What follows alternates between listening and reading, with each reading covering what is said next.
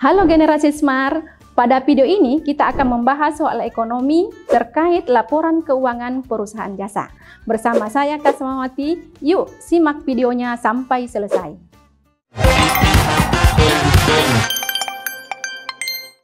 Soal pertama, selama bulan Juli 2003, suatu perusahaan menghasilkan pendapatan sebesar 25 juta rupiah. Pemilik melakukan pengambilan prepay sebesar Rp1.300.000. Pada tanggal 1 Juli 2003, utang perusahaan ini berjumlah Rp6 juta dan aktifanya berjumlah Rp12 juta. Pada tanggal 31 Juli 2003, modal berjumlah Rp17 juta dan utangnya berjumlah Rp6 juta. Jumlah biaya selama bulan Juli 2003 adalah A. Rp18.700.000, B. Rp18.300.000, C. Rp15.300.000, D. Rp12.700.000, dan E. Rp12.300.000. Untuk membahas soal ini, maka caranya adalah terlebih dahulu dihitung jumlah modal awal di bulan Juli tahun 2003, yaitu aktiva sama dengan utang ditambah dengan modal. 12 juta sama dengan 6 juta ditambah modal. Maka modal awalnya adalah Rp6 juta. Jadi modal awal ditambah dengan pendapatan dikurangi beban dan prepay sama dengan modal akhir. 6 juta ditambah 25 juta dikurangi beban dikurangi Rp1.300.000 sama dengan Rp17 juta. Maka bebannya 17 juta dikurangi 6 juta dikurangi 25 juta ditambah dengan Rp1.300.000, maka bebannya adalah Rp12.700.000. Jadi jawabannya adalah D.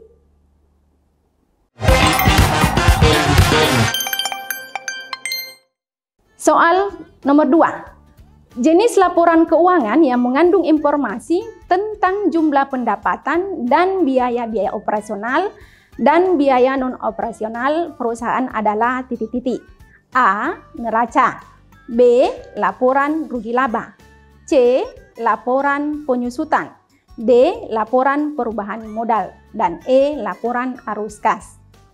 Untuk menjawab soal ini caranya adalah laporan keuangan perusahaan jasa terdiri dari laporan neraca yang menyajikan posisi aktiva, utang, dan modal perusahaan.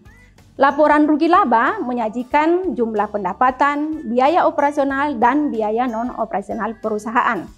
Yang ketiga, laporan perubahan modal menyajikan modal awal, tambahan ataupun pengurangan modal, dan modal akhir. Jadi jawabannya adalah B.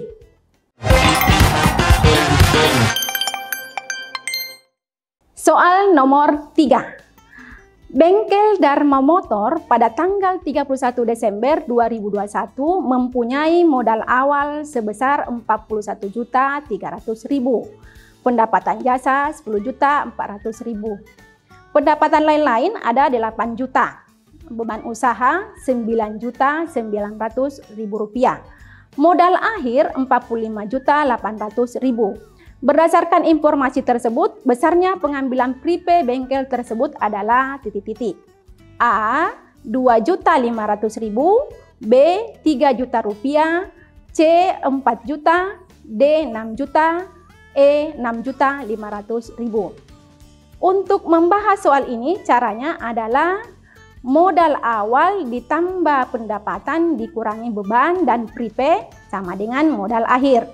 Jadi Rp41.300.000 ditambah Rp18.400.000 dikurangi Rp9.900.000 dikurangi prepay sama dengan Rp45.800.000. Jadi prepay-nya adalah Rp45.800.000 dikurangi Rp41.300.000 dan Rp18.400.000 ditambah dengan Rp9.900.000. Jadi prepay-nya adalah Rp4 juta. Berarti jawabannya yang benar adalah C.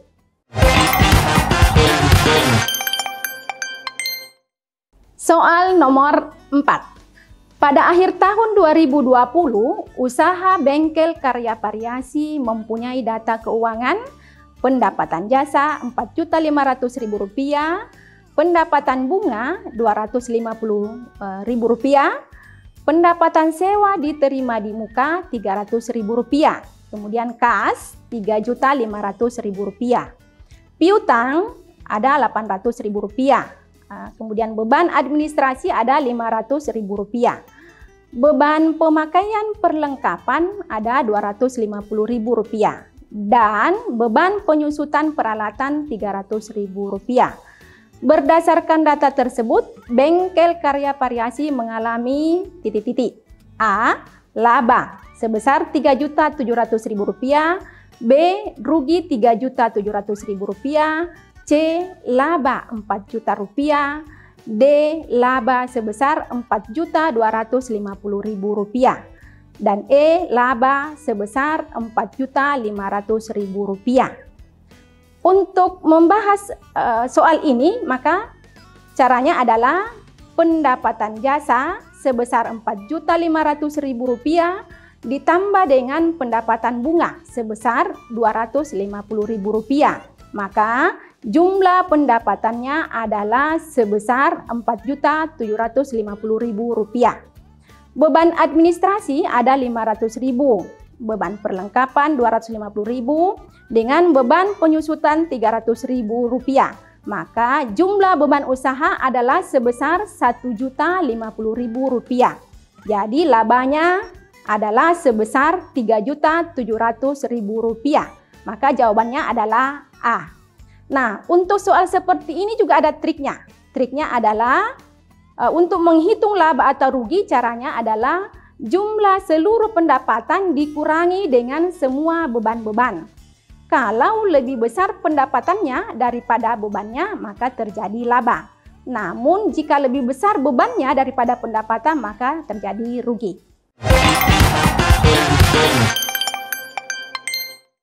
Soal nomor 5. Berikut sebagian data keuangan bengkel cemerlang motor pada akhir tahun 2021. Gaji karyawan Rp15 juta, akumulasi penyusutan peralatan Rp3 juta, pendapatan servis Rp35 juta, biaya perlengkapan servis Rp9 juta, kemudian pengambilan prepay Rp1.500.000. Berdasarkan data di atas, besarnya tambahan modal bagi pemilik perusahaan pada tahun 2021 adalah A. Rp35 juta, B. Rp33.500.000, C. Rp26 juta, D. Rp9.500.000, dan E. Rp6.500.000. Nah, generasi smart, untuk membahas soal ini, caranya adalah tambahan modal sama dengan pendapatan dikurangi dengan beban, dikurangi dengan prepay. Pendapatan servis, kemudian dikurangi dengan gaji karyawan, ditambah dengan biaya perlengkapan servis, dikurangi dengan prepay. Maka 35 juta dikurangi 15 juta rupiah, ditambah 9 juta rupiah, dikurangi lagi 1.500.000. Maka hasilnya adalah 35 juta rupiah, dikurangi 24 juta, dan dikurangi juga 1.500.000 rupiah. Maka hasilnya adalah 9.500.000 rupiah. Maka akumulasi penyusutan tidak termasuk bagian perhitungan laporan perubahan modal. Maka jawabannya adalah D.